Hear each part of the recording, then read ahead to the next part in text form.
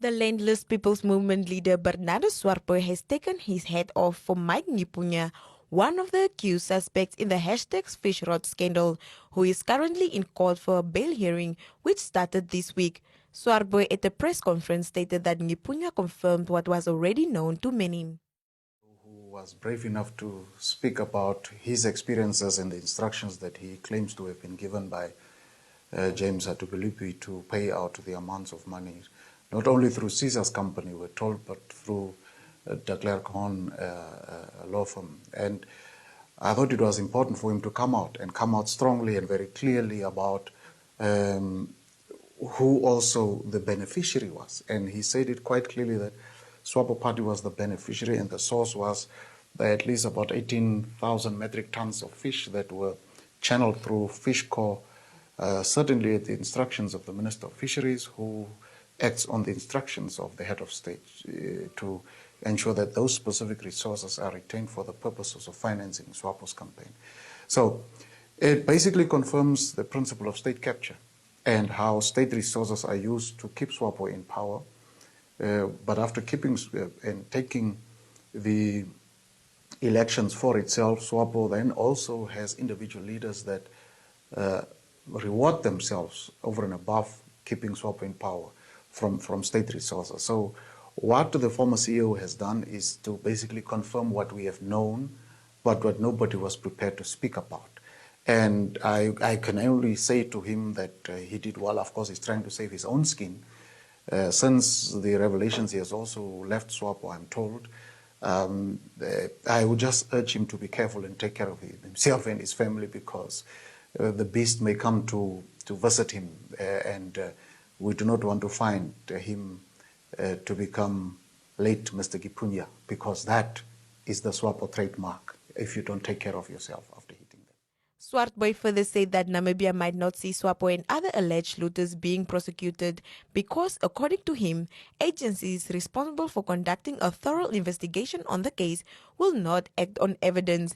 In addition, he said that is why some of the individuals that have been implicated remain free.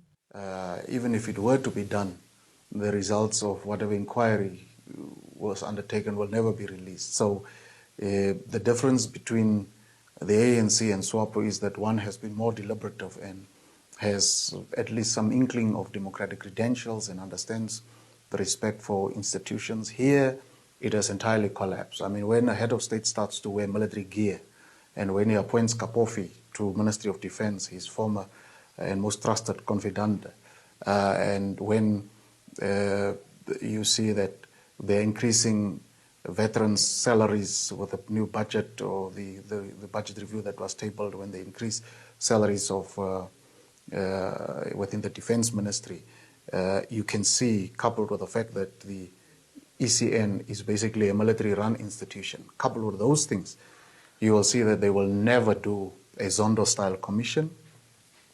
The ombudsperson will also never rise to the occasion. The public prosecutor will just try by all means to merely zoom in on those that are already in prison, but she will never zoom out on broader indictments. She will never do it. The police will also never go into further investigations. In fact, it was very interesting that Mr. Noah from the ACC, who could even have been one of the people to ask for a Zondo-type commission, actually insists this morning still that they work apparently on incontrovertible evidence. Now, he is not even giving a commitment that he is going to search for more answers. He's also thinking perhaps that we are so stupid that Nghipunya's statements are of no value. The man made those statements of the 44 million plus that was transferred through Namanje and de Klerk's companies. He did so under oath. That must have great value for any investigation officer, including and in particular Mr. Noah, to say, hold on, perhaps now it's time to indict Caesar Namanje. Why is de Klerk on a run? Because there is a reality that he faces.